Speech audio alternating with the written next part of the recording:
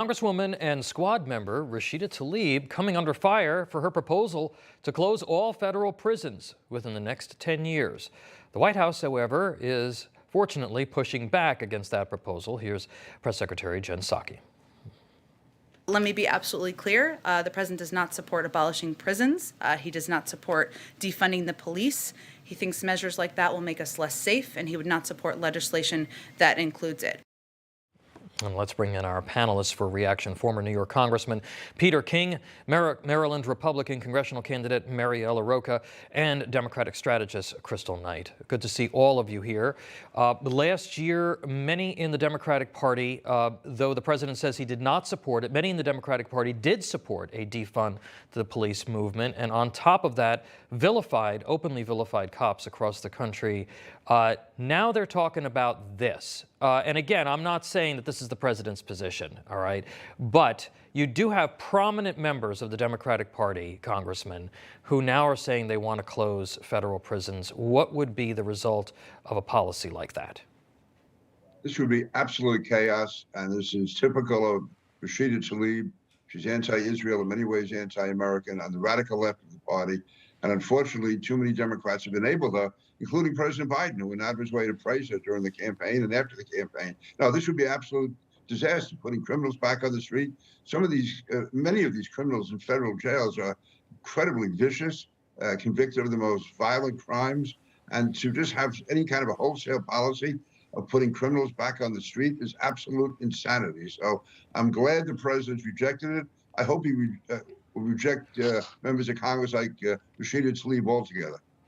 But we haven't really seen that, unfortunately. I want to turn to Waukesha. The suspect, Darrell Brooks, was freed on $1,000 bail, which the Milwaukee DA has admitted now was inappropriately low. It seems like the district attorney is more interested in protecting criminals than the community. Take a look at what he said back in 2007. He said, quote, is there going to be an individual I divert or I put into a treatment program who's going to go out and kill somebody? You bet. Guaranteed. It's guaranteed to happen. It does not invalidate the overall approach, and I guess he's talking about some of these more progressive bail reforms that we've seen. Crystal, we've seen consequences in New York, for instance, over ending cash bail. Massive issues with folks being released, not showing back up to court, folks committing crimes again. Why does it seem like, despite the data on these things, Democrats are doubling down on these reforms? Well, that's a great question. And really what we're seeing is Democrats are speaking up about the number of people who are in jail who really could be out because they have, low-level misdemeanors or low-level crimes, meaning they have not shot anyone, they have not attempted murder, they don't have any violent, they weren't put in jail for a violent offense, quote unquote. And so really, when you hear, Representative Tlaib and others talk about cash bail reform, there are plenty of examples like Khalif Browder, who was in Rikers for, quote unquote, stealing a backpack that he actually didn't end up stealing. And then he hung himself based upon the conditions of the prison. And so there is a challenge with people going into prison for low-level crimes and coming out and it being determined that they didn't commit said crime. And Crystal, I think that there's a bipartisan agreement. That was one of the reasons why there was some criminal justice reform a couple of years ago, because I think a lot of people agree with what you're saying, but the folks that are going out and the recidivism that we're seeing are not people who are nonviolent, or not people who are guilty of minor crimes.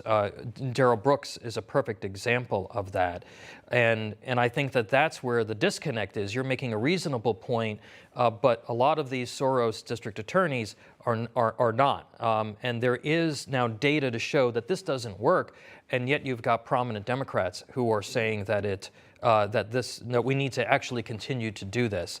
I want to move on to Kyle Rittenhouse. He continues to be maligned at will by celebrities and elected officials. Do you believe that that Rittenhouse, Mariella, has a case for defamation against President Biden? Good morning. Thank you for having me. The Kyle Rittenhouse case is a case that, compelled the whole nation. I'm glad that justice was served.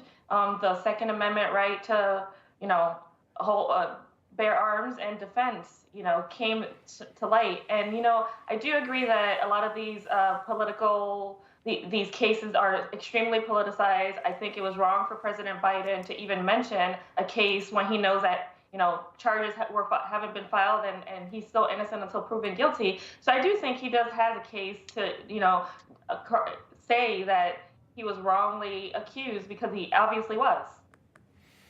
All right, we're going to hold you guys there, and don't go away. Stick around, because we're going to bring you right back in just a few minutes. Peter King, Mariella Roca, and Crystal Knight. You just watched Newsmax TV, America's fastest growing cable news channel, now in more than 70 million homes. You can get Newsmax TV on your cable system or check your cable guide. And if your system doesn't carry Newsmax, call them, tell them you want Newsmax TV, because we're real news for real people.